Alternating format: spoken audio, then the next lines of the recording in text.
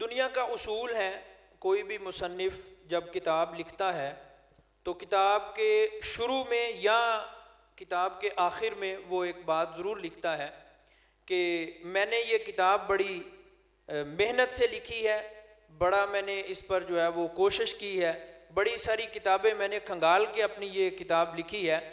تو وہ اپنے پڑھنے والوں کو متوجہ کرتا ہے اور وہ کہتا ہے کہ میری کتاب پڑھنے والے اگر اس میں کسی قسم کی کوئی غلطی دیکھو تو یہ میرا نمبر ہے، یہ میرا ایڈریس ہے، مجھے اس پر جو ہے وہ آگاہ فرمائیں۔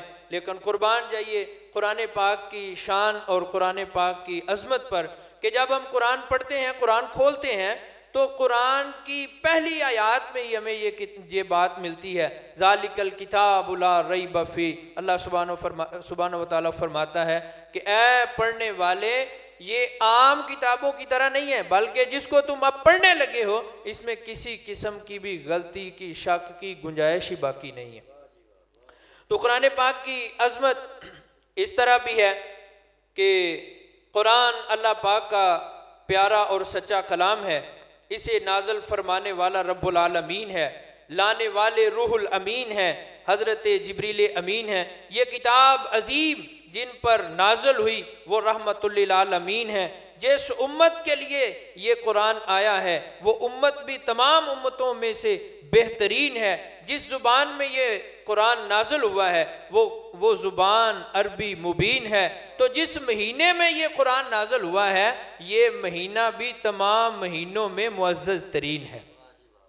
تو یہ دیکھیں قرآن کی ایک کتنی خوبصورت نسبتیں ہیں کہ بھیجنے والا بھی عظیم ہے، لے کر آنے والا بھی عظیم ہے، جس کے سینہ اطہر پر یہ قرآن نازل ہو رہا ہے وہ بھی عظیم ہے، اور جس امت کی طرف یہ قرآن آ رہا ہے وہ امت بھی تمام امتوں میں افضل ترین ہے۔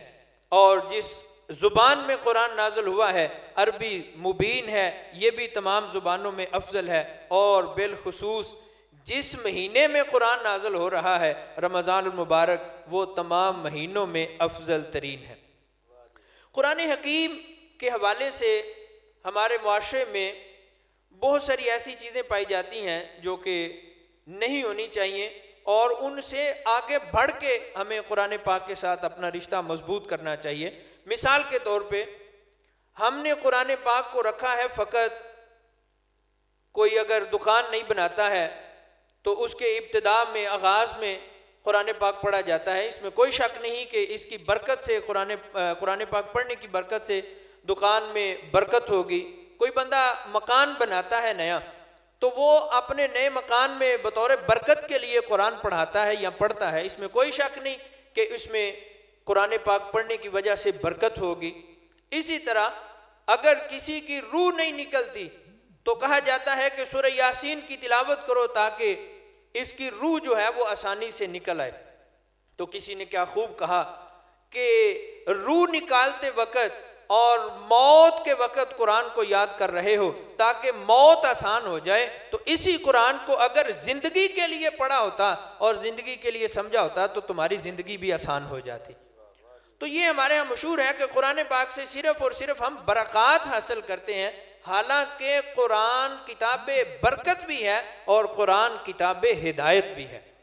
جس نے قرآن مبین کو ہدایت کے لیے پڑھا ہے اللہ سبحانہ و تعالیٰ نے انہیں بھی ہدایت عطا فرمائی ہے، اور اللہ تعالیٰ نے صرف انہیں ہدایت نہیں دی بلکہ وہ پھر مزید لوگوں کی ہدایت کا ذریعہ بنتے چلے گئے ہیں۔ حضرت ابو ہاشم صوفی رحمۃ اللہ علیہ فرماتے ہیں میں بصرہ جانے کے لیے بندرگاہ پر پہنچا، ساحل سمندر پر پہنچا تو کوئی کشتی نظر نہ آئی۔ ایک کشتی تھی اور اس میں ایک سوار تھا اور ایک اس کی کنیز تھی۔ میں جب قریب ہوا تو اس شخص نے مجھے اپنے ساتھ بٹھانے سے منع کر دیا، لیکن اس کی کنیز نے کہا کہ بٹھا لو، درویش آدمی ہے، فقیر آدمی ہے۔ تو اس نے اپنی کنیز کی سفارش سے مجھے اپنی کشتی میں بٹھا لیا۔ وہ کہتے ہیں جب ہم کشتی پر بیٹھے تو سفر شروع ہوا۔ دوران سفر اس نے اپنی کنیز سے کہا کہ کھانا لگاؤ۔ انہوں نے کشتی میں دسترخوان بچھایا، کھانا کھانے لگے۔ کھانا جب کھایا تو اس نے مجھے بھی کہا کہ کھانا کھاؤ، مجھے بھی انہوں نے تھوڑا بہت کھانا دیا، میں نے بھی کھایا۔ کھانا کھانے کے بعد اس نے اپنی کنیز سے کہا کہ ساز نکالو. اس نے ساز نکالے, اس نے ساز بجانے شروع کیے. کنیز نے گانا گانا شروع کیا. وہ گانا گا رہا تھا, سن رہا تھا, اور گانا سنتے سنتے وہ شراب کے جام پی رہا تھا, اور اپنے اس شراب کے جام میں وہ بدمست ہو کے وہ مجھے کہنے لگا کہ کیا تم بھی کوئی ایسا سنا سکتے ہو؟ تو میں نے کہا کہ میں سناؤں گا, لیکن اس سے بہتر تمہیں سناؤں گا. تو آپ فرماتے ہیں کہ میں نے قرآن حکیم کی آیات کو پڑھنا شروع کیا. انہوں نے پڑھا اعوذ باللہ من الشیطان الرجیم بسم اللہ الرحمن الرحیم اذا الشمس کورت واذا النجوم انقدرت واذا الجبال سیرت.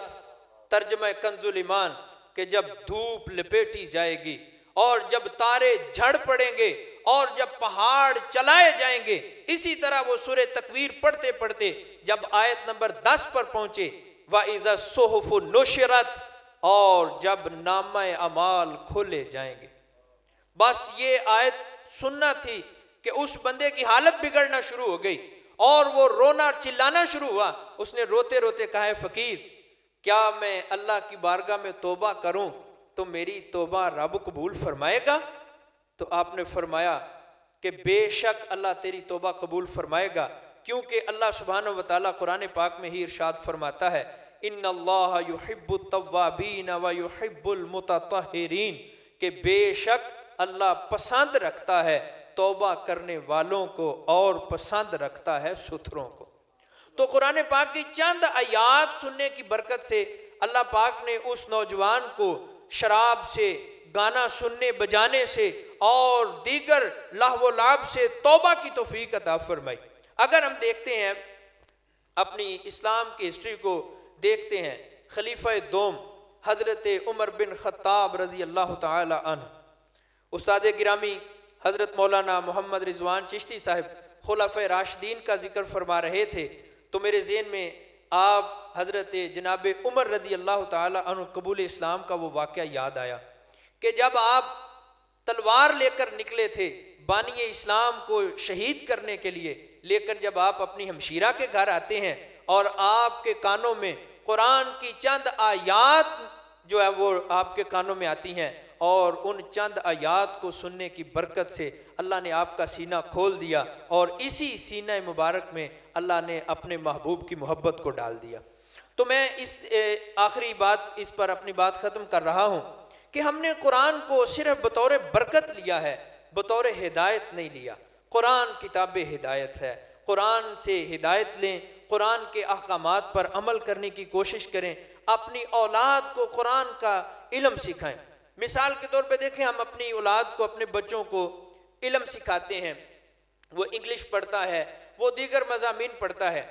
ہاں انگلش سیکھ لیتا ہے, اور انگلش سیکھنے کے بعد جب وہ انگلش کے فقرے ہمارے سامنے پڑھتا ہے تو ہم اگر اسے پوچھیں کہ بھائی اس فقرے کا معنی بتاؤ, تو وہ اگر کہیں کہ مجھے اس کا معنی نہیں آتا تو ہم اس کے اوپر ہائپر ہو جاتے ہیں, غصہ ہوتے ہیں, اور ہم اس کو جو ہے نا وہ ڈانٹتے ہیں کہ تم کیا پڑھ رہے ہو, میں اتنے پیسے خرچ کر رہا ہوں.